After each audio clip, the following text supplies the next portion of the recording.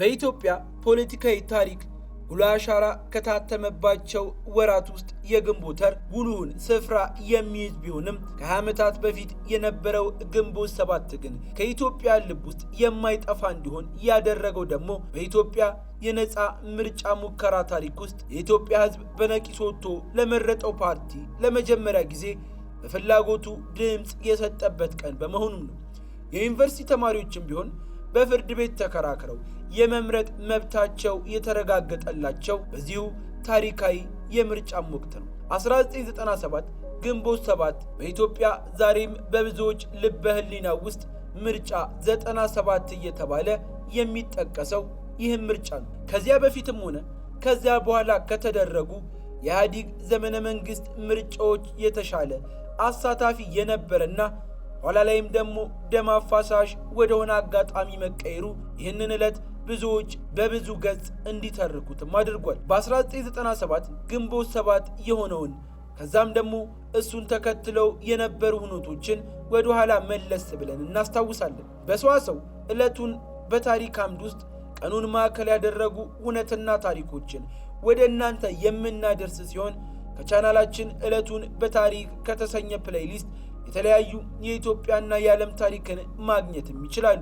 ለቻናላችን አዲስ ከሆናችሁም ሰብስክራይብ በማድረግ ቤተሰባችን እንድትሆኑ እንጠይቃለን። ኢህአዴግ ኢትዮጵያን መግዛት ከጀመረ ከ14 ዓመት በኋላ 1997 ምርጫ መሰረታዊ የአስተዳደራዊ ለውጥ እንዲመጣ የተቻለውን ሁሉ የዲሞክራሲ ሕግን የተከተለ የምርጫ ስርዓት እንዲኖር ተባባሪ የሆነበት ሕዝብም በድምፁ የፈለገውን ለመምረጥ እንዲችልና የሚመርጠውንም ያውቅ ዘንዳ ሜዳውንም ፈረሱንም ለፖለቲከኞች ነፃ ያደረገበት የመጀመሪያው ጊዜም ሲሆን በዚህም ምርጫ 97 ብዙ ነገሮች መቀየር የጀመሩበትም ጊዜ ነበር።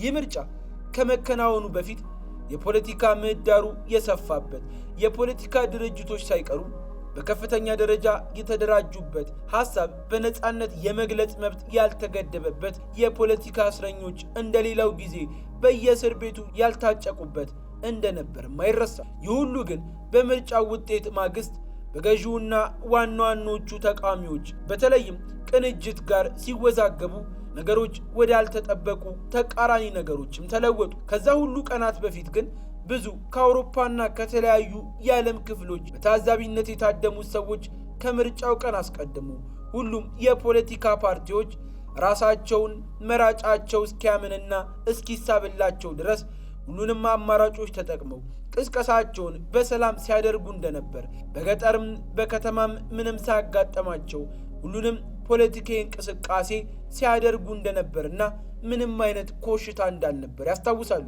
ከገዢው ፓርቲ ጋር የነበሩት የክርክር ጊዜዎችም ቢሆን ሐሳቦች በደንብ የተንሸራሸሩበት እንደነበር አይዘነጉ። እናም እንዲህ ባለ ሁኔታ የቀጠለው የምረጡኝ ቅስቀሳ አይቀርምና ሕዝብም የሚመራኝ ይሄ ነው ብለው ድምፁን የሚሰጡበት ወቅትም ደረሰ።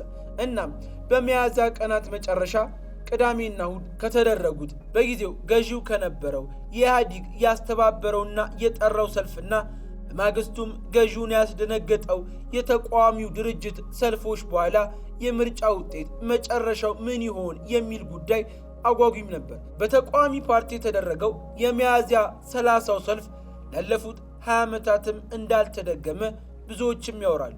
ኢህአዴግና ተቃዋሚዎቹ በተለይ ቅንጅት የህዝቡን ልብ ለማሸነፍ የተፎካከሩት ግን በአደባባይ ብቻ አልነበረም፣ በቴሌቪዥን በተላለፉ የምርጫ ክርክሮች ጭምርም ነበር። ለዛም ነው ምርጫው አጓጊ የነበረው። ምርጫው ከመደረጉም አስቀድሞ የገዢው ፓርቲ ተፎካካሪ የነበረው ቅንጅት ደግሞ ከአዲስ አበባና ሌሎች የመረጣቸው ብዙ ዋጋ የከፈለባቸው ክልሎች አሸናፊነቱ አይቀርም ተብሎ ተገምቶም ነበር። እናም በብዙ ጉጉት የተጠበቀው ግንቦት 7 ቀን 1997 የምርጫ ጣቢያዎች የተጨናነቁበትም ቀን ሆነ። በምርጫ ታዛቢነት የተገኙት የዓለም አቀፍ ድርጅት ሰራተኞች በተቃዋሚ ፓርቲ ተወካዮች ምርጫ የማጭበርበር ምልክቶች አየን ያሉትም ብዙም ሳይቆይ ነበር። በአዲስ አበባ ከተወሰኑ የምርጫ ጣቢያዎች በስተቀር ምንም አይነት ቅሬታ ያልተሰማ ቢሆንም በክልል ከተሞች በተለይም በገጠሩ ክፍል ገዢው ኮሮጆው ገልብጧል ተብሎ ተወነጀለ። እናም ጅማሩ ላይ ዲሞክራሲ የመሰለው ምርጫ 97 ግን አጨራረሱ የችግር ጥላ ጠላበት።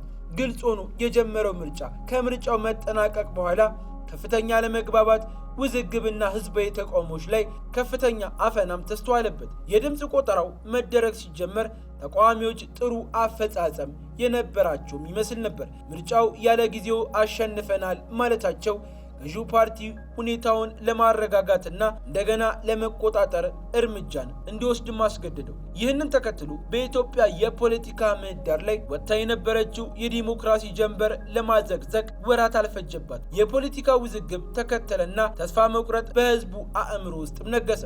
ከግንቦት 7 በኋላ ለአንድ ወር ያህል ህዝባዊ ሰላማዊ ሰልፎችን ማድረግም ታገደ። ተቃዋሚዎችን በክህደት የሚወነጅሉ የሚዲያ ዘመቻዎችም ተጀመሩ።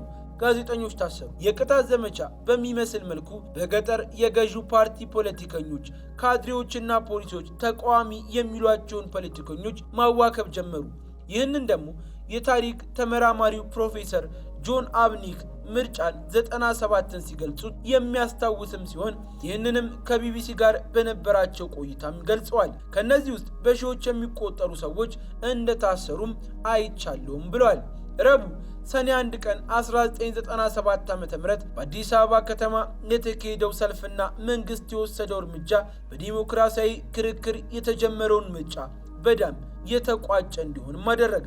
ኢህአዴግ እንከን የለሽ አደርገዋለሁ ያለው ምርጫ ያላሰበው የተቃዋሚዎች ኃይል ከስር መሰረቱ ሊበጣጥሰው መሆኑን ያወቀ ጊዜ ሐሳቡን ቀየረም ይሉታል። በመሳሪያ አፈሙዝ ስልጣንን የያዘ መንግስት መቼ ሐሳብን ያከብራል ተብሎ እንዲታማም አደረገው።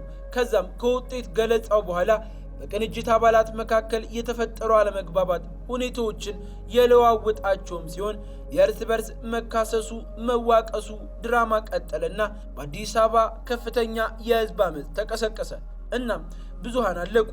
ዲሞክራሲያዊ ሂደት ታየበት የተባለው ብዙዎች ጭብጨባና ሙገሳ የተቸረው የ1997ቱ ሶስተኛው ሀገራዊና ክልላዊ ምርጫ ሲያልቅ አያምር እንደተባለው የማይሽር ጠባሳ ጥሎ ካለፈ ዛሬ ድፍን 20 ዓመታትን አስቆጥሮ እንደዚህም ማስታወስ ነው። ለቻናላችን አዲስ ከሆናችሁም ሰብስክራይብ በማድረግ ቤተሰባችን ይሁኑ እያልን ለዛሬ ማበቃን።